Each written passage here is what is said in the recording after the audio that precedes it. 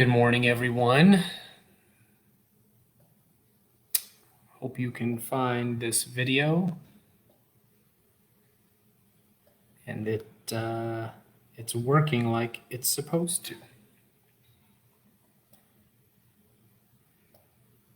Good. I'm looking at my phone here. It looks like some of you are finding, hey, Sierra. And looks like we got a handful of people on so far. Good. Hey, Bowens. What's up, Forrest? Maya. Hope y'all are well.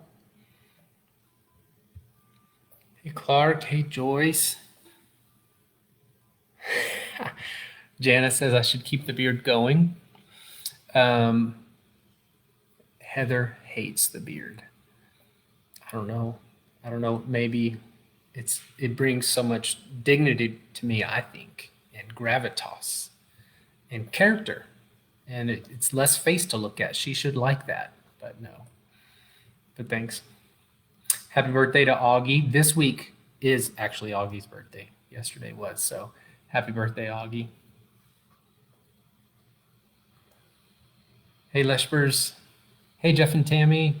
Lyle, did I say hi to Lyle? Serranos. Hey, y'all. Hey, everybody. A few announcements. I put the, hey, Youngs. I put the link for the guide, so go ahead and pull that up. You'll need that when Aurelia leads our next element. And also, there's a quote in there. One of my favorite quotes is from Leonard Cohen.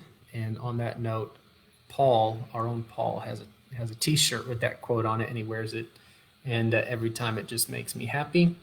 I put a few links to some other resources that I mentioned here in my sermon. Black Mamas ATX, an organization led by Dr. Michelle Roundtree, professor at UT, at the UT School of Social Work. And she's doing some real important work around maternal mortality rates for Black mamas. And then also a link to Chris Arnade's book, Dignity, which I mentioned in the sermon today. Hey, Tori and fam. Hey, Brittany. Did I miss anybody while I was doing announcements? What's up, Fran, Jordan, and fam? Glad y'all are here. Okay, I better turn on my recording here or I'll be in trouble. There we go. So, as you can see in above, the title for today's sermon is Bearing Hope and Bringing Hope to Bear. And I welcome your comments and your thoughts about how you do this in your context. Whatever context you're in, how do you bear hope? And how do you bring hope to bear in your context? So feel free to share those in the comments throughout this time. And I'm going to start off here by reading us a bit of scripture, 2 Corinthians 4, 5 through 9. Listen to these words.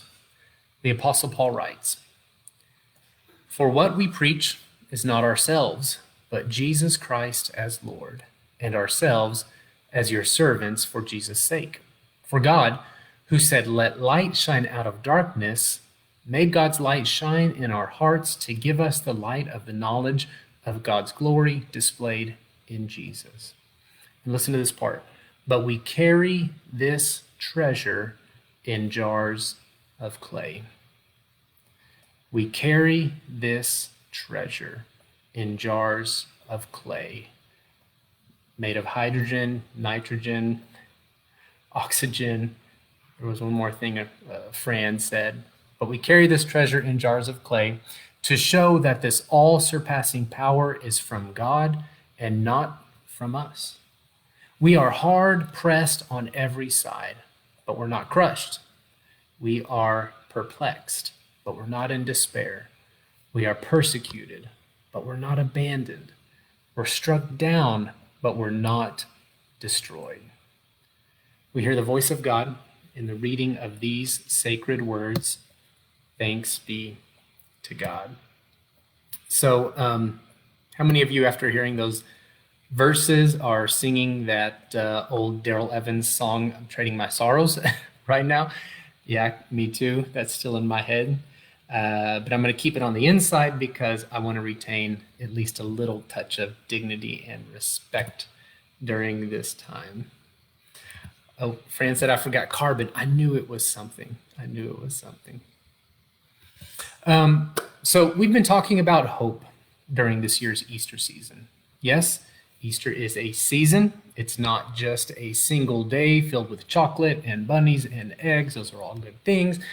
But it's more than that. It's a prolonged meditation on the resurrection story and what resurrection looks like in our lives today. A prolonged meditation. I am of the belief that resurrection isn't only something that happened 2,000 years ago or something that we hope we will experience one day in the future. Resurrection is something that we participate in every single day. Every time we show up when it would be easier to hide. Every time we say no to exploitative relationships. Every time we say no to life-stealing addictions. Every time we take a risk to love or to create or to bring wholeness and health to our world. Every time we determine to practice hope in a world that commodifies and profits from hopelessness. These are the times that we are practicing resurrection. Our series this Easter season has been entitled Hard-Won Hope. And the idea is that sometimes we have to be scrappy. We have to be creative. We have to be downright stubborn and refuse to let go of our hope. And your hope might indeed be hard won these days. The verses that I just read from 2 Corinthians have been on my mind for the past week and on my heart for 7 or 8 days now. They actually came to me as I sat amidst personal and collective grief and unspeakable pain a week ago at little Ezra Leshber's funeral. It was a distinctively Christian funeral with the full range of human emotions present. There was profound sadness, there was grief, there was anger, there was gratitude, there was hope, and there was everything in between. I say it was a distinctly Christian funeral because the overarching theme and message was that of hope. The overall message was the Christian hope that this is not the end. The overall message was that tragedy doesn't win the day. The overall message was that God gets the final word, that God is Alpha and Omega, or before everything and after everything. And I tend to forget how powerful this is, and that it's a treasure that, like our scriptures say, God has placed in us, in these jars of clay that we are, just like the scriptures say. So I thought I would just share 3 brief thoughts about our hope this morning. Just checking the comments to see if there's somebody I need to reply to on anything. Y'all are having a good talk. Okay, good. I'm glad y'all are getting something out of all this while I'm preaching. So the first point I want to make about hope is that our Christian hope is an unexpected and unearned gift that we get to bear in this world and that we get to bring to bear on the world around us.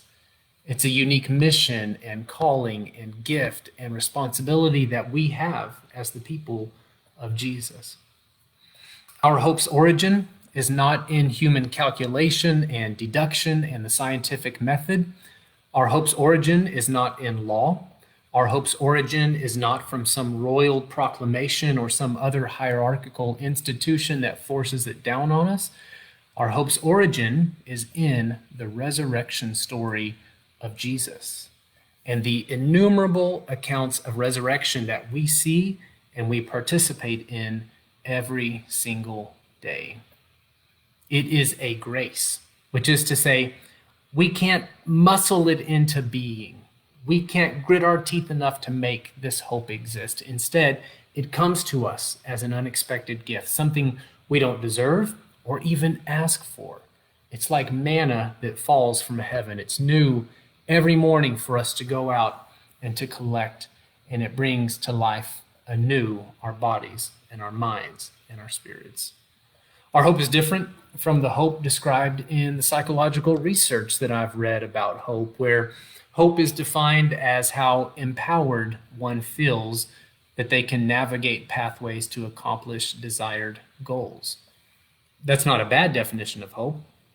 It basically says that hope is the product of when we can see a way to accomplish what we want, but this psychological definition of hope isn't exactly the same as Christian hope.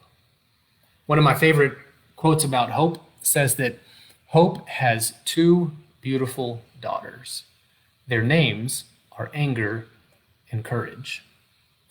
Anger at the way things are, and courage to see that they do not remain as they are. This is a quote from St. Augustine, a 4th century Christian theologian. Hope has two beautiful daughters, anger and courage. I love this. I like it so much. In fact, I literally have it written on the wall in my home here. But it too falls a little short of the full Christian hope, the distinctively Christian hope that I was experiencing a week ago, and the hope that this community speaks about and tries to embody is different. There's this element of mystery to it, like a treasure placed in a jar of clay.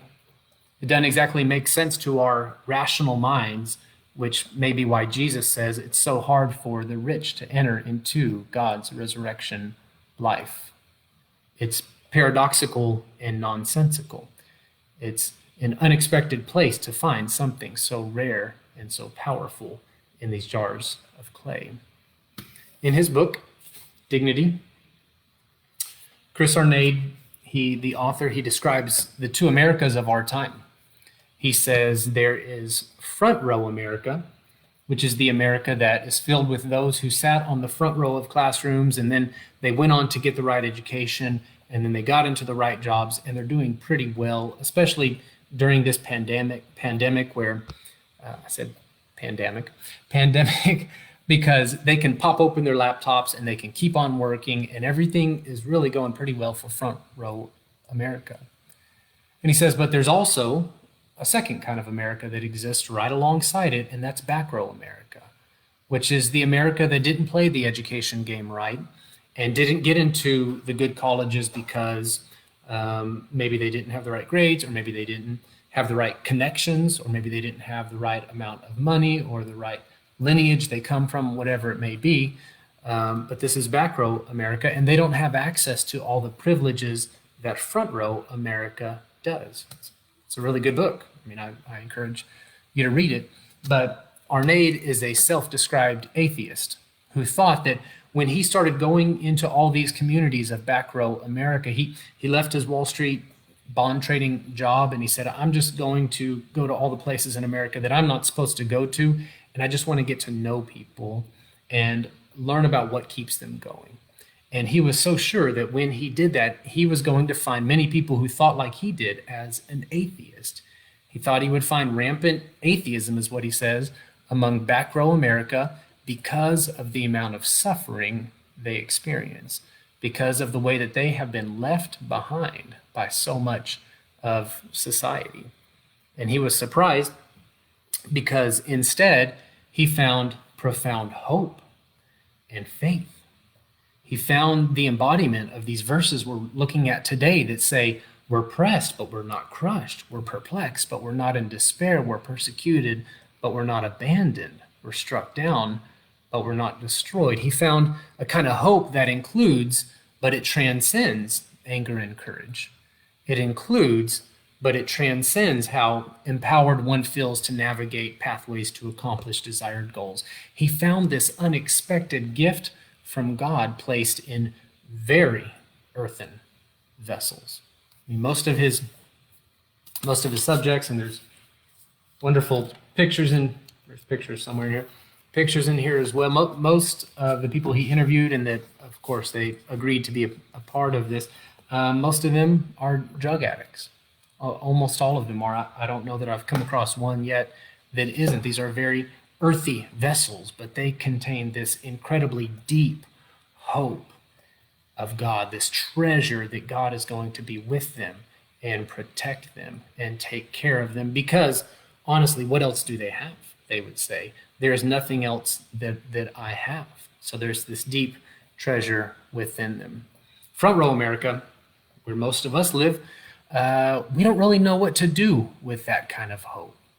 But it's the manna from heaven for back row America. So my encouragement, real quick, is if we can get past all of perhaps their red Make America Great Again hats, I think we could learn something from this hope that they embody in back row America. My second point is that Christian hope turns the world upside down. Or really, I should say, it turns the world right side up. Our hope leads us to work for resurrection in this world, turning it right side up. Our gospel, or our good news, is the hope that what we see with our physical eyes is not all that there is and all that will be. We bear the hope that systems can be transformed. We bear the hope that the last and the least and the marginalized will be the first and the greatest and the centered. We bear the hope that the pharaohs of our time, those who poison the earth with carbon and chemicals and plastic, those who destroy forests and oceans and ecosystems, those who uphold and maintain systems of white supremacy and male supremacy and violence supremacy, that all these pharaohs will be cast into the ocean by God. We bear the hope that God is going to deal with all those who claim godhood for themselves, all those who claim to have unassailable power, all those who exercise power over others rather than power with others. We trust that God is going to deal with them. We bear this hope that God is bringing the world to life, that God is turning the world right side up, and we join with God to bring it to bear on the world around us. In fact, while those around us are being good economists and they're trying to maximize for efficiency or maximize for pleasure or maximize for the bottom line profit or maximize for freedom and wealth, we are a community in partnership with God trying to maximize for resurrection. We do that in innumerable ways, as teachers, as healthcare workers, as therapists, in mundane settings like HEB, at State Farm, at construction sites. It doesn't matter where it is. We bear hope and we bring it to bear on the world around us, whatever the setting, working for resurrection, working alongside God to turn the world right side up. My third point is that when God decided to place that treasury of hope into clay vessels like us, like me and you, God said there is something holy and worthy and admirable and beautiful and divine about clay. There is something holy about this combination of, let's see if I can remember, carbon, hydrogen, nitrogen, oxygen. Heather told me. There's something holy about this combination. Here at Peace, we have a decidedly positive view of our very earthy bodies. Some churches would say that bodies are evil and there's nothing good in them. And